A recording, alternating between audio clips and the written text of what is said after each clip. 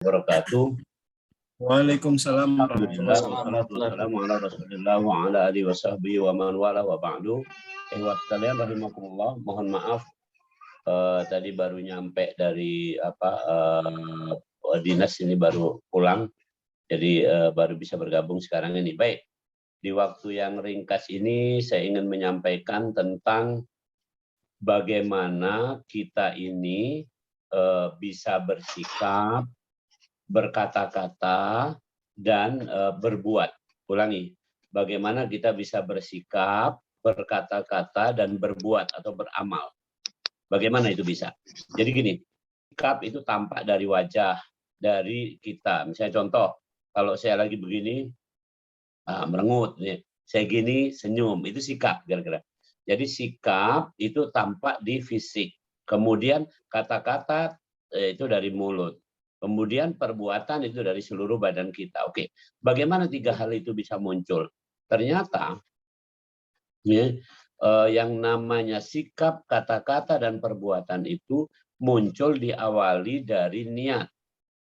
Dan niat itu adanya di dalam hati. Satu, itu posisinya. Kemudian niat itu sebelumnya adalah karena ada keputusan. Diulangi. Orang punya niat, baru dia bersikap, berkata-kata, dan berbuat. Orang punya niat dulu, baru bisa bersikap, berkata-kata, dan berbuat. Nah, ternyata niat itu didasari oleh keputusan. Yang memutuskan juga hati. Oke. Nah, keputusan itu didapat dari pertimbangan. Pertimbangannya itu adalah ilmu. Dalam hal ini adalah akal. Jadi artinya secara ringkas, makin banyak orang itu, makin dalam dia punya ilmu, ya makin banyak atau makin dalam dia punya ilmu, maka makin banyak pertimbangan yang bisa dilakukan untuk mengambil keputusan. Dan keputusan hati, ya, itu nanti akan menjadi niat. Dan niat akan menjadi sikap, perkataan, dan perbuatan. Nah, sekalian, kenapa ini saya anggap penting? Kenapa? Karena Rasulullah mengatakan, idza sholahat sholahal jasadu kulluhu. Kalau bagus hati dalam memutuskan, maka baguslah orang itu. Jadi keputusan yang bagus akan menghasilkan niat yang bagus. Niat yang bagus akan menghasilkan sikap, perkataan, dan perbuatan yang bagus. Itu hubungannya di situ. Oke. Nah, tadi keputusan yang bagus tergantung pertimbangannya. Pertimbangan adalah ilmunya. Contoh seperti sekarang misalnya, subhanallah, kemarin kita tahu di masa pandemi itu ada 4 cara, saya ulang-ulang terus, ada 4 cara untuk meningkatkan imunitas. Itu ilmu. Itu ilmu. Jadi 4 cara meningkatkan imunitas adalah 1, tidur 6 jam. Kedua, makan dienak-enakan. Ketiga, bergerak. Keempat, positive thinking, pikiran positif. Oke, imunitas bisa ditingkatkan juga dengan cara misalnya mendapat infus antibodi, atau imunitas bisa ditingkatkan juga kena COVID dulu baru ada antibodi, atau imunitas dengan vaksin dan segala macam. Itu ilmu. Nah, pertimbangan kita milih mana? Kalau saya dari awal pilih yang 4 tadi, nggak perlu macam-macam gitu. Walaupun saya sekarang udah divaksin segala macam, tapi itu adalah pertimbangan utamanya bukan di situ. Pertimbangan utamanya tetap pada waktu saya kemarin itu selama pandemi COVID, milih tidur 6 jam, milih makan enak-enakan, milih bergerak, dan milih positive thinking. Karena itu selama pandemi kemarin, insya Allah, alhamdulillah, saya nggak berhenti untuk tetap bekerja, tetap taklim, tetap ke masjid, dan sebagainya. Karena itu pilihan. Jadi ulangi, makin banyak ilmunya, makin banyak pilihannya. Makin banyak pilihannya, makin mudah bagi hati untuk memutuskan. Oke, nah sekarang yang kedua. Hati memutuskan akan lebih bagus lagi ketika hati itu bersih. Dan hati bersih cuma 1 cara. Zikir. Ala bidzikrillahi tatmainnul qulub. Ingatlah hanya dengan zikir hati itu menjadi tenang. Jadi hati ini hanya bisa enak, nyaman, tenang kalau ada zikir. Jadi sekalian rahimakumullah yang disayang oleh Allah.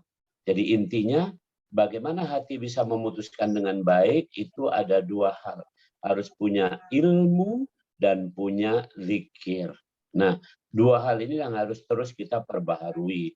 Malam ini kita pertemuan di waktu-waktu yang sempit seperti ini dalam rangka tazwidul ulum, menambahkan ilmu kita, pemahaman kita, Rabbi zidni ilma warzuqni fahma. Oke. Kemudian kita juga berzikir, tadi sudah sholat maghrib, nanti zikir lagi sholat isya, begitu seterusnya di setiap saat kita bisa berzikir kepada Allah walaupun di dalam hati.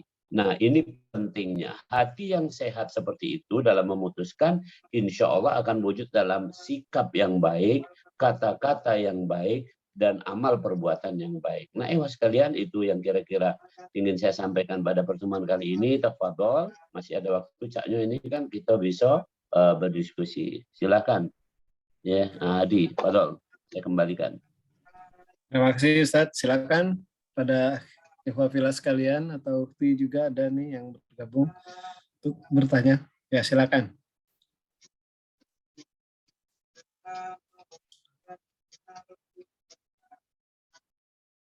Kurang terjelas, ini suaranya belum jelas tuh.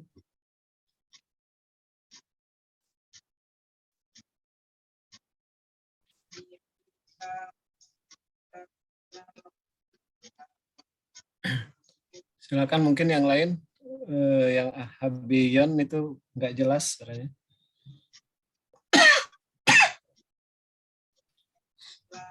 Baik, kalau belum ada, izin bertanya Ustaz.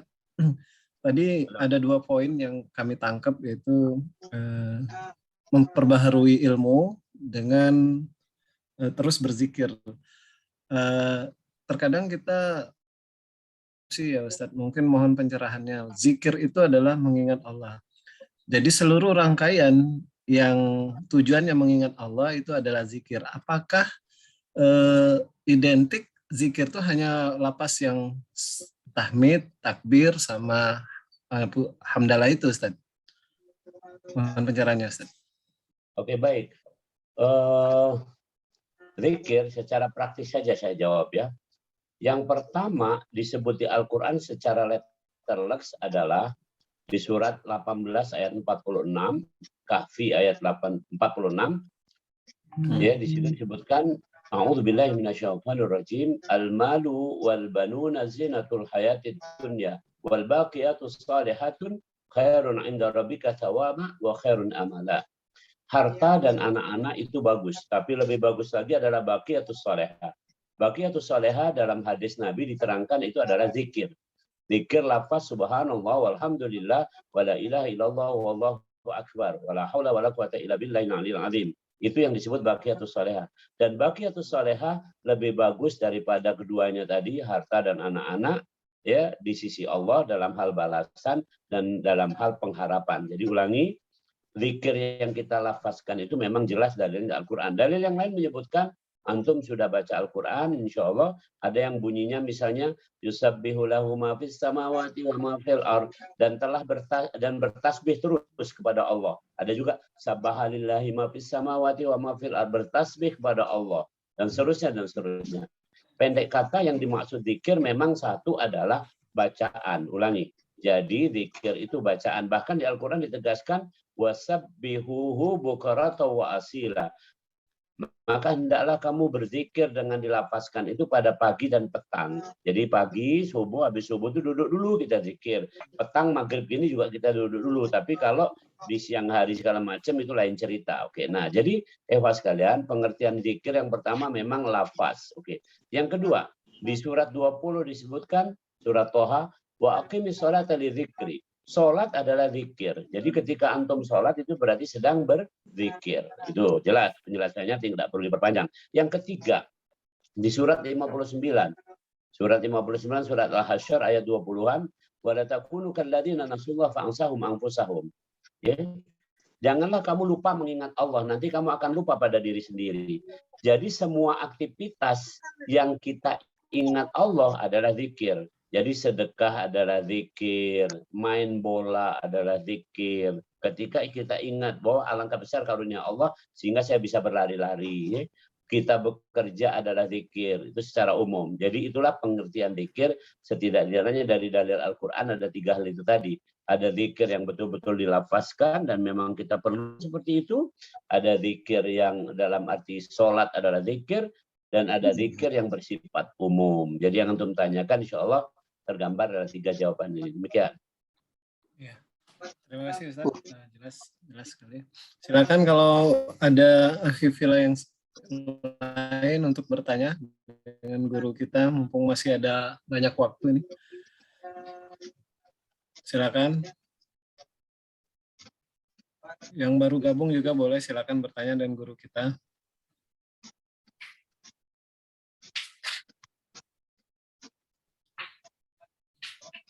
Akhi Elan Sulaiman mungkin silakan.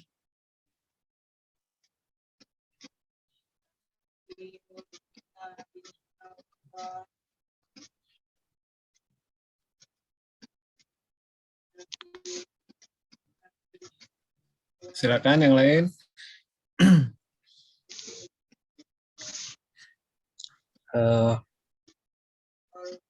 Tadi Silakan Ahi Abu. Ya. Ini Ahi Bagus. kalau ada yang tanya, saya tanya, Ustadz, kan kita ketahui semua ya, sekarang kan era informasi ya, jadi sebenarnya ilmu itu sangat mudah didapat ya. Tergantung kita niat, kalau kita memang sungguh-sungguh tuh mudah dapat. Seperti sekarang kan mudah sekali kita mendapatkan ceramah-ceramah ya kan, yang bagus tuh di YouTube banyak sekali bertebaran ya. Insya Allah mungkin banyaklah kita ini sudah cukup banyak ilmunya, tapi yang diimplementasikan atau kita realisasikan dalam tingkah laku kita itu mungkin belum semuanya atau masih sedikit sekali gitu ya. Itu apakah ini indikasi yang bermasalah tuh hati kita, Ustaz? Jika tadi Ustaz bilang kan kita ilmu nanti yang memutuskan hati ya, hati menjadi niat. Apakah kita ilmu kayaknya sudah cukup banyak lah, jadi tapi belum banyak yang sekali belum diimplementasikan. Apa itu dari kan keputusan hati kita mungkin yang belum mau melaksanakannya atau dengan berbagai alasan itu ya, kurang kuat azam dan lain. Apakah itu mengindikasi hati kita yang bermasalah atau kurang baik? Nah terus bagaimana caranya Ustaz? Ada nggak syarat yang sangat jitu, cara yang sangat cepat supaya kita perbaiki hati kita Ustaz? Mungkin itu aja. Terima kasih Ustaz. Baik, ini mungkin pertanyaan yang cukup mendalam tentang tadi saya hanya menyampaikan ilmu dari segi sebagai pertimbangan, tapi saya belum menyampaikan secara detail tentang tingkatan ilmu. Jadi, ini saya kasih keterangan jawabannya. Ilmu yang dimaksud adalah tingkatan, makin tinggi tingkatan ilmu, makin bagus untuk menjadi pertimbangan amal perbuatan. Oke, saya jawab. Tadi yang antum tanyakan, kita sekarang bahan-bahan banyak ya, namanya bahkan overload ya, sudah yang namanya bahan ceramah di YouTube, yang pengajian segala macam itu baru level 1 ilmu. Level 1 ilmu adalah tahu, baru sekedar pengetahuan. Oke. Naik dari pengetahuan level 2 namanya mengerti. Mengerti ya, dalam bahasa doa makanya disebut Robbi zidni ilma, tambahkan pengetahuan, warzuqni fahma, dan tambahkan pengertian. Jadi ngerti itu level 2. Jadi orang yang baru sekedar tahu tentu belum bisa terdorong untuk beramal dengan kuat, dengan kencang. Jadi makanya ada diskrepansi atau ada perbedaan tadi. Orang banyak sumber ilmu kok ternyata nggak beramal juga, itu karena level ilmunya baru pengetahuan. Naik dikit namanya pengertian, ngerti. Oke. Naik dari ngerti itu lebih mendalam lagi. Naik dari ngerti adalah dia mampu untuk menalar atau menganalisis, ya, menganalisis dan menalar. Contoh, saya sering sampaikan ini kan, orang kalau pergi ke masjid sudah pasti sehat dan waras. Karena orang yang sehat banyak tidak pergi ke masjid. Jadi, yang laki-laki itu maksud saya. Jadi banyak orang yang sehat nggak Jumatan. Itu sehat ya, tapi nggak waras sebenarnya. Kalau dia waras ya semestinya sholat Jumat, kira-kira begitu. Oke. Jadi Itu artinya orang mampu menganalisis semua. Oh, kalau begitu kita sholat Jumat. Contoh sekarang ini, kalau kita logikanya jalan nih, ya analisisnya jalan, lebih baik jadi orang Islam, walaupun masih malas-malas, walaupun masih nakal, ketimbang jadi orang kafir. Ya, orang kafir sebaik apapun itu disebutkan di Al-Quran haba'an mansura, nggak diterima.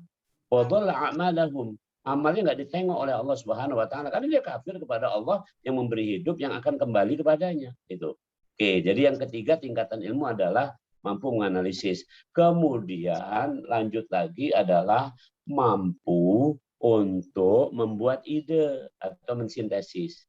Jadi membuat ide. Jadi dari kayak gini dianalisis simpulannya begini. Oh, kalau begitu saya harus punya ide begini. Saya harus melaksanakan ini. Nah, itu namanya ide. Itu tingkatan ilmu. Dan yang tertinggi dari tingkatan ilmu yang selanjutnya adalah mampu muhasabah. Jadi orang kalau mampu muhasabah sampai akhirnya dia meneteskan air mata. Subhanallah. Subhanallah. Wah sekalian, kalau orang mampu muhasabah itu lain tuh amalnya lain ya. Contoh, kenapa orang bersemangat untuk pengajian kita seperti sore ini? Mudah-mudahan bisa sampai kita semua ini, antum dan saya dan kita semua ini bisa sampai muhasabah gitu. Loh, apa salahnya ya waktu dari maghrib sampai isya ini kita gunakan untuk pertemuan ini? Ini hanya contoh. Di tempat lain nanti kita juga memanfaatkan waktu seperti ini, relax, kita sambil dari rumah. Ini nanti pengajian terus saja yang online ini, karena ini sekarang dengan adanya Zoom ini, subhanallah nggak ada gap lagi antara omongan dan gambar ini dibanding dulu waktu Skype. Jadi intinya seperti itu. Jadi artinya makin tinggi tingkatan ilmu seseorang, makin dia bisa beramal. Jadi kalau orang punya ilmu tapi belum beramal, kemungkinan baru sampai pengetahuan saja. Itu satu. Yang kedua, hati tadi, ingat ya, hati tadi, cara kiatnya adalah makin tinggi ilmunya, makin mendekati keputusan hati yang bagus. Makin keputusan hati yang bagus ya. Contoh misalnya, antum makin tahu muhasabah, makin mendalam, itu makin kita semua ini makin nggak pelit, yakin. Tapi kalau orang nggak sampai level muhasabah, baru sekedar tahu duit itu, maka kemudian dia bisa pelit gitu. Karena dia pikir duit adalah segala-galanya. Padahal begitu di muhasabah, kita dulu lahir tanpa duit dan sebagainya. Maksudnya nggak bawa duit, terus ada duitnya kan enggak. Kemudian yang kedua, tetap aja memperbaiki keputusan hati dengan zikir. Jadi jangan sepelekan tadi zikir yang duduk di waktu subuh dan ini. Saya pergi ke Masjid Aqobah kalau subuh, di masjid saya sebentar aja zikir karena nggak mungkin mau zikir lama-lama di masjid juga, apalagi bisa kalau saya jadi imam nggak mungkin lama. Saya pulang ke rumah, di rumah zikir setengah jam. Kalau di masjid saya ajak jamaah setengah jam mungkin ngerutuk, tapi intinya seperti itu. Saya memantapkan diri untuk memaksakan batin ini supaya bisa dari awalnya paksa dulu, dipaksa supaya dia bisa tertib, bisa disiplin. Pagi zikir, setelah zikir saya baca Quran, kira begitu. Jadi itulah kiatnya tetap dua, yaitu perdalam ilmu, kemudian yang kedua perbaiki zikir kita. Tadi ada 3 ya zikir ya, bisa zikir lafaz, bisa sholat, perbaiki sholat, berarti bisa zikir mengingat Allah secara umum. Demikian. Baik, syukran Ustaz. Sama-sama. Baik, mungkin masih ada yang lain, kita masih ada waktu 6 menit lagi menuju isya. Silakan kalau ada yang ingin ditanyakan. Ustaz, boleh saya tanya Ustaz? Boleh. Mungkin agak menyimpang, mungkin tidak apa Ustaz ya. Ini Ustaz, saya pernah baca biografi salah satu tokoh di Indonesia itu dulu waktu kecil sampai dia usia SD SMP itu dia lingkungannya pendidikannya bagus Ustaz, ke masjid, ngaji segala macam gitu. Tapi begitu dia kuliah, dia mungkin pergaulannya salah mungkin, jadi sehingga beliau itu sampai wafatnya itu dalam posisi ateis itu Ustaz. Itu penyebabnya apa itu Ustaz? Takutnya gitu hal seperti itu bisa terjadi ke anak-anak kita gitu Ustaz. Apakah ada sesuatu yang salah dengan pendidikan apa gimana gitu Ustaz? Itu aja mungkin. Baik.